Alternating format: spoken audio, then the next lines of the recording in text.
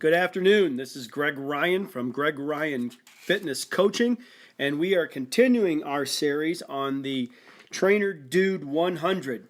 100 things that I learned not in a classroom over my 30 years of being a personal fitness trainer. We are on part 7 and 8. We just finished up, I should say, the people side and common sense side of the personal training business. And today we are going to speak a little bit on the leadership side of personal training and a little bit of the marketing side of it. And so we will go through probably 10 or so, 15 or so topics and statements that I have put in the Trainer Dude 100 Things I Did Not Learn in a Classroom book off of the main book of Rich Trainer, Poor Trainer, How I Made My First $1 Million as a Fitness Trainer by the time I was 30 years old. So today we're going to talk about leadership, and leadership is what I call lead with silence. Let your actions speak so loudly that when you do talk, they do not hear you. Being a good leader requires guts, a spine, and faith. In the fitness business, you are paid to lead, no matter what.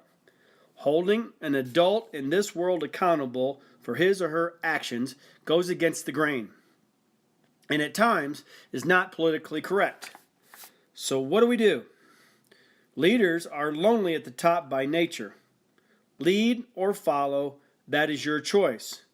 I have found that it's a lot better going at it alone over the years than to be a follower and just being in with the Joneses. So here, let's just get right into this as far as some leadership things that I have learned over the last 3 decades. Number 49 out of 100. No guts, no glory. Leadership requires confidence. Confidence makes money. We talked about this a little bit in previous chapters, the price of confidence. And this business is about leadership. People pay you for your leadership, not your people-pleasing skills. You have to go at it alone. You have to not have this fear of loss type of attitude. You have to be able to, negotiation 101, he who needs to win the most loses. So leadership requires a bit of confidence. And I'm telling you right now, confidence makes money because confidence is a believability. And believability transcends into people's attitudes toward you. So number 49, no guts, there's no glory. Number 50, halfway there. Empty words are like getting free advice. And then they send you a bill. Empty words are like getting free advice, and then they send you a bill. In other words, don't be hypocritical. Through your actions, make your words have weight to them. I remember when I first started writing books many years ago, the first 15 books of mine, it was too general. And people didn't read them enough, and they were too easy to read. I found myself not abiding by the own words that I was trying to teach other people and coaches. And so I believe and have learned that your words and your actions really need to line up and to have some weight behind them. I was in a bad situation about 5 years ago where my life was put on the line and at stake, and I was staring death in the face. And God whispered to me, and He says, "It's not what you write, Mr. Ryan. It's what you believe about what you write." And that was a turning point in my life with book writing and leadership skills. Is that if you don't believe what you're teaching, then you don't need to be teaching it. So, empty words are like getting free advice, and then they send you a bill. Number 51. Honesty and transparency build cash bridges. Honesty coupled with transparency builds cash bridges. So what do I mean by this? If you don't know an answer, say you don't know an answer, but find it out within 24 hours. People know when you are BSing them. Honesty and transparency has probably made me more money than any answer that I could ever give over the years. Leadership takes honesty. It takes transparency. And if you don't know an answer to a question that your client has, do not make it up. At the end of the day, you will lose them because people are smarter than what you give them credit for. Moving on. 52. Leading sometimes means not leading. Leading on occasion means not leading. What do I mean by this? In other words, leaders learn to say no when need be. If you are a yes person, you are a poor one as well. This goes along kind of with 51. Sometimes you have to lead by not leading people down the wrong path. They will notice it. They know when you're kind of joshing them, and you do too in your soul. So I always like to sleep better at night, and I always tell people I don't know that answer. But learn to say no, or if you don't, you will be a poor one. Number 53, lead by sometimes doing the opposite of what others do. Lead by sometimes doing the opposite of what others do. In other words, stick with your plan, even if it means sometimes going against the grain of your peers. I have been successful early on and every day since because I did things different than everybody else. My leadership skills was I was willing to go at it alone on my gut feeling, and it has turned out pretty darn well over the last 33 years of being a fitness trainer. Sometimes you have to do things the opposite. Leaders lead. They're not caught in the mesh with everybody else. In other words, stick with your plan, even if it means sometimes going against the grain of your peers. And number 54 out of the leadership section of Trainer Dude 100, lead by empowering people, not degrading them. Lead by empowering people, not degrading them. Inspiration with accountability and love is always more profitable than degradation and fear. Inspiration, accompanied with accountability, combined with love, is always more profitable than with degradation and fear. Don't belittle people. It only makes you look small. Lead by empowering them. Give them accountability. Give them assignments. Hold them to that. Don't degrade them. Don't belittle them. Don't put them down. In the end of the day, they'll just leave you anyway. And then they leave you without a check.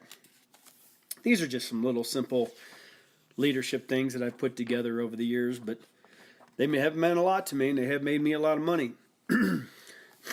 While that was a short one, let's continue on and combine the Marketing 101 Leveraging Your Brand section of Trainer Dude 100. Here are just a few things that I would like to go over with you that has helped my marketing, free marketing, I should say. Marketing and branding are necessities in the fitness training business.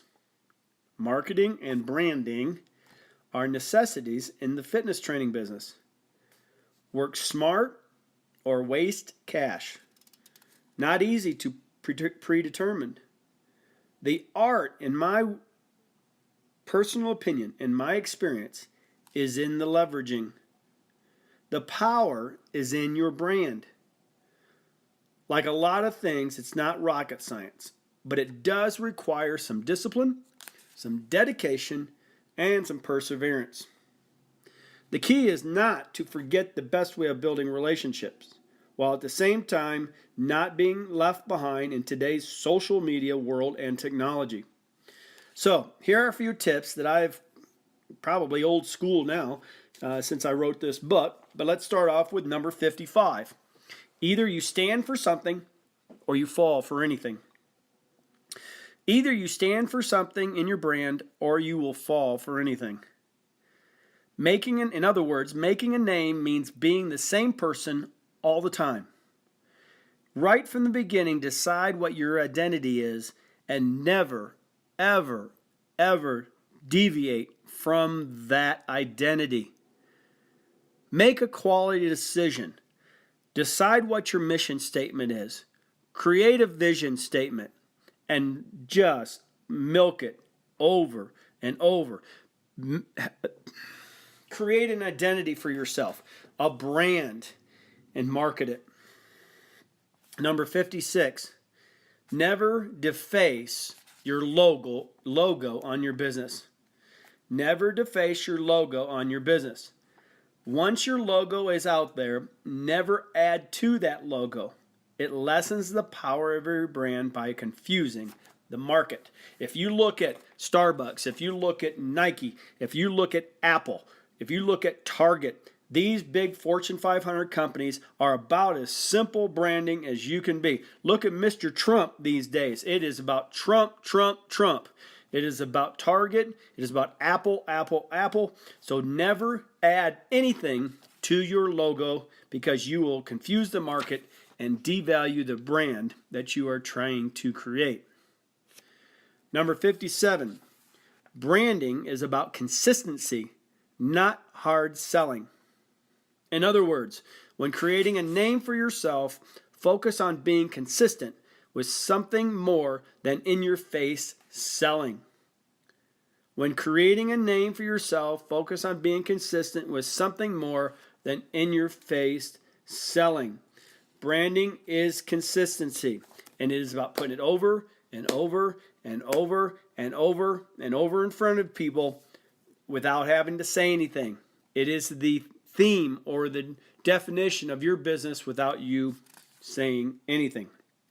Number 58, as we move it right along here. Without trust, marketing means nothing.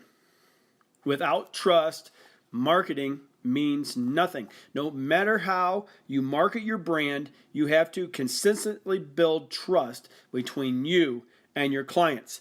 We call that losing the locker room in the football world. If the coach loses the locker room, he's lost the trust in his coaching ability and his respect, and the team will give up on him and the game that they are playing. So without trust, marketing means nothing. You have to market your brand and trust what you are doing. You have to consistently build on that trust with you and your clients on a day-to-day basis by being consistent, forthright, transparent. Number 59, personal and social go together in today's world.